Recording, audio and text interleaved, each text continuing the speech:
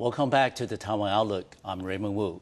We'll continue our conversation with the General Manager of Shangri-La Far Eastern Hotel in Taipei, Mr. Ulf Bremer. Wolf, can you tell us, earlier you said your general impression about Taipei as a place to work, place to live. Can you tell us that, how Taipei compares with other cities that you've stayed, especially in Asia, like Tokyo, like Hong Kong? How does that, compare in your experience? I think, Raymond, as you have an opportunity to travel through Asia, yes, and as well from a Western point of looking at it, the beauty is that every city or every country that you come to has got so many nuances that are very interesting, of course, intriguing, ask you to invite yourself to go through and try to learn, explore.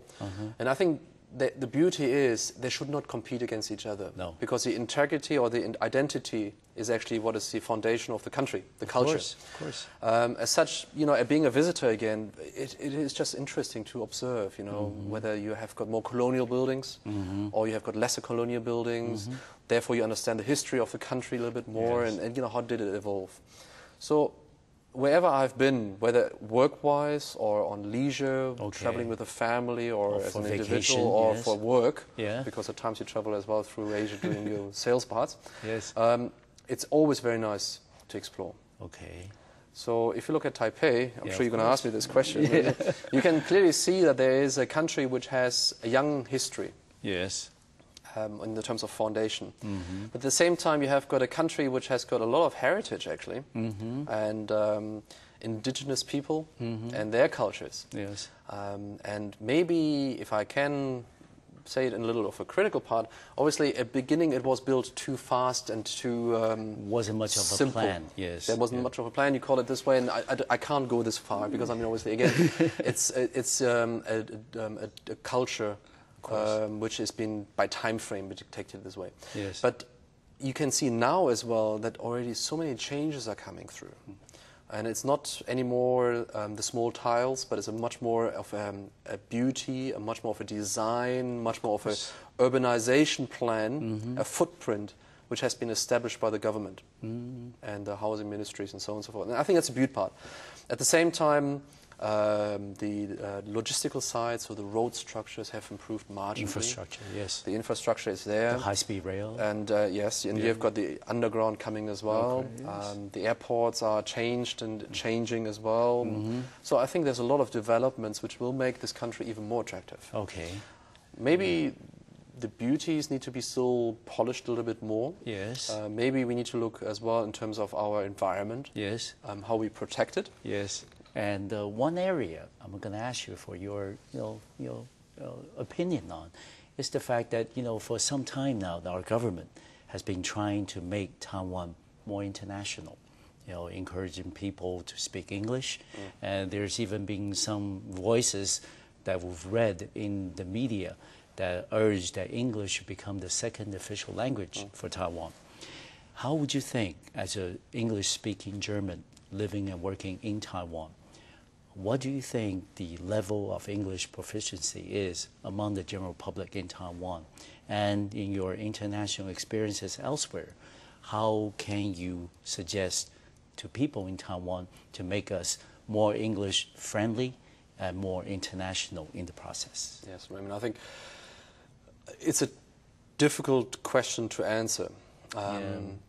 I believe, certainly, today the world language is English. Yes. So even as a German, it's a mother tongue. Wonderful, yes. Yes, and thank you very much. I couldn't say yes, I thank you very much. But I think it's a matter of practice as well. Yes. Now, it's a lifestyle and so on and so forth. Now, yes, I have been able, or was blessed enough to work in different countries. And probably in Taiwan you see that there's a satisfactory level of English spoken in general. Is it satisfactory? Maybe we can do better. We have to do a little bit better. And I'm a little bit surprised, actually, that the younger generation is very reluctant. Yes. I would tend to agree with you, yes. That's what he said. But I think if you really would like to develop yourself as a country whether in hospitality, but as well for your own development as an individual. If you want to be successful, I think today English is very, very important. Yes. Mandarin or Chinese is certainly coming more and more, but it will leave you too much more of a regional development. Globally speaking, and if you want to get not the Chinese-speaking tourism into Taiwan, I think we have to do some changes. Yes. And this is surely a prerogative of the government to ensure that this is coming through. And if you look at countries like Malaysia, for example, obviously it's one of my last assignments there, but 90% of the population speak English. That's right.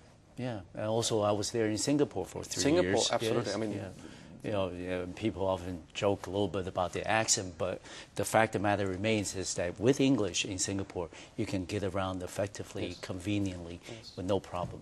And like we said, before in our program, that we have guests here that will urge that possibly including English as a second official language. But of course, you can imagine as a democracy in Taiwan that we're going to have some resistance to that. But also the fact of the matter remains is that I also share your concern that younger generation of Taiwanese may not be as well internationally in tune as they should. Okay, but my question comes is that, Wolf, that you have 3 children.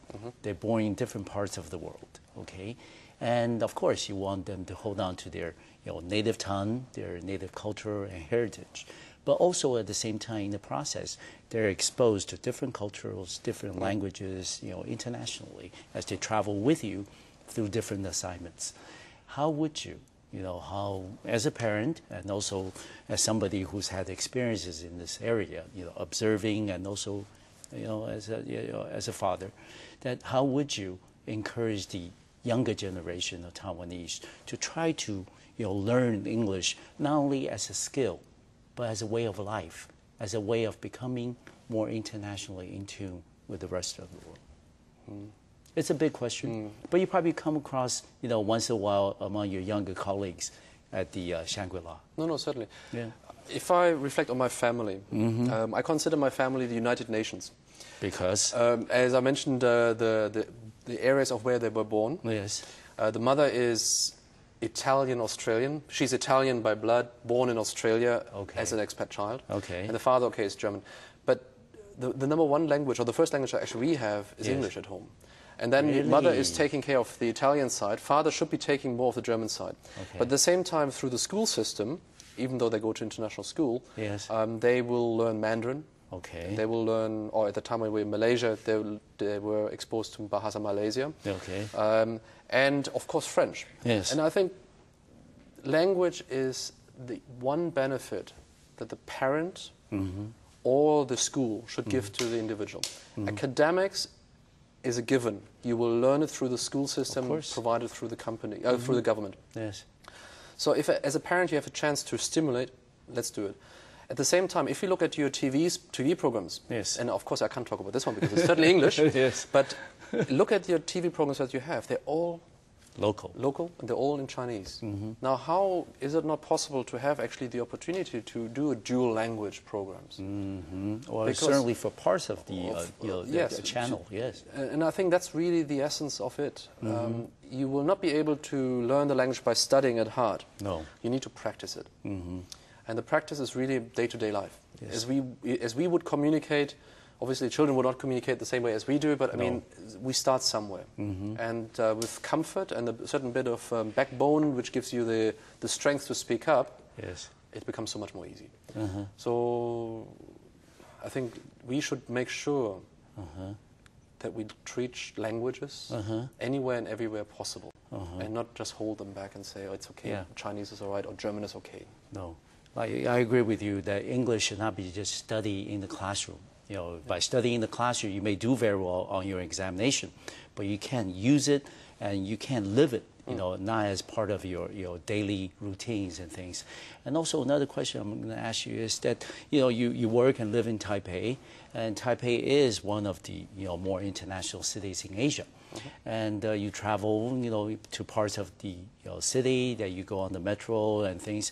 How, what are the suggestions that you can make in terms of maybe the road signs or directions and things that we can make Taipei even more convenient for international visitors and people who live here, who don't speak or doesn't know Mandarin. Yeah, I think the road signs have been already developed. Okay. There's still some conflicts between the different Chinese ways of writing it, and therefore also, translations. Let me ask you though, it's confusion in the sense that some of which says second, third, and fourth boulevard, and the other goes by the direct translation of the street name.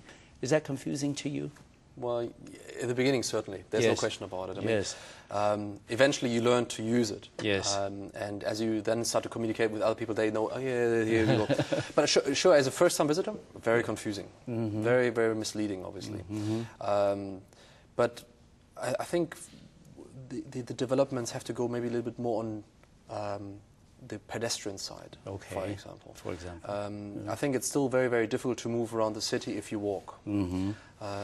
Crossing roads, please, it's always dear a hazard. Citizens of Taiwan, look at the pedestrians. Yes, yield the right of way. Car. Yes, don't run through it. Yes. Scooters is the other issue, and so on and so forth. Yeah. I think there's a little bit of a respect which would work, and it would give you a smile on the face, and if you get waved through, I mean, I can see it on myself. I stop and I wave, and there's total uncertainty. Yes. What do you Is want he from going me? to stop for Is he sure? going to stop? So that they would not cross the road. But no. I think it's a very important part, and that's the beauty about the Chinese family belongings as well. You've got such a strong tradition about bonds and respect to the elderly, and young family versus older, and your wider range of family. Just do it on the street. Yes. I mean, it would be so much nicer. Yeah, if I can say and also I agree with you. Like what we said, English should not be just a language, a tool of communication only, but it should be a way for Taiwan to become more international in terms of daily routines, as simple as the daily routines. Though, please do not give up your culture. No. Do not give up your identity, because No. I think if we become too bland No. as a global population, I think we would lose everything as an opportunity. Thank you very much, Wolf, for coming on to the Taiwan Outlook. It's been a pleasure to have you on the program. Bremer, it was my pleasure. Yes. And to all the viewers, do come to Taiwan. It's Yes. a great country, indeed. Thank you. And thank you for watching. I'll see you next time on Macroview Television.